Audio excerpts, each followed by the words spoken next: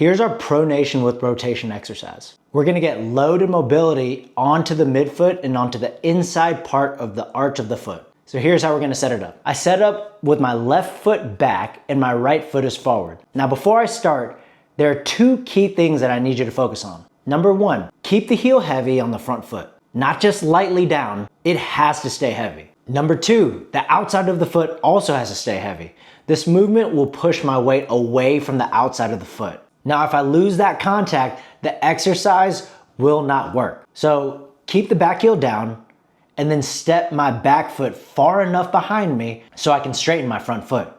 My hands are on my hips, my inner gates are connected, and from here, I come forward into my pronation movement. Then I come back out. I let my knee bend forward and then I straighten it back out. This is the base movement. And now we're gonna add rotation. As I bend my knee, I rotate my pelvis and body over my front foot. My knee bends forward, my pelvis rotates, then I come back out and then I undo the rotation. I bend my knee first and then I rotate. And then I undo it on the way back out. But here's a really key cue that I want you to remember. I'm trying to rotate my pelvis all the way around, not just a small little turn. My belly button should turn towards the front. I don't need to force it, but I do want to get real rotation. Now also, as I rotate, my knee may start to come in slightly. I'm not going to just push my knee in. It just happens. And I'm also going to let my knee travel forward. Then my pelvis turns my femur and my tibia. I'm not going to exaggerate it. I keep it controlled. Now here, I need to keep the outside of my foot down as I rotate. I keep the inside of my foot down as I rotate, and then I keep my heel down as I'm moving. That's my tripod.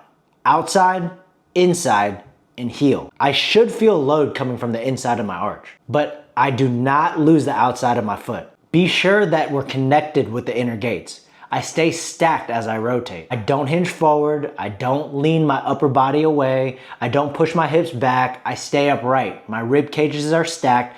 My pelvis is tucked. And then I let the knee bend slowly. And then I rotate. So this is a view from the side. I start with my right foot forward. My hands are on my hips. My inner gates are connected. My front knee is straight. And then from here, I slowly bend my front knee. I rotate my pelvis. Then I undo the rotation as I come back out. My belly button should end up facing the camera here. And then I straighten my knee and return to the starting position. Now what you should feel is that arch dropping down slightly as I move in. Don't force it. Keep the whole foot grounded here. Then feel the arch lift back up as I undo the rotation and straighten the knee. Important cues here. Keep your heel heavy, the outside of the foot heavy, and the inside of the foot heavy. That's the tripod.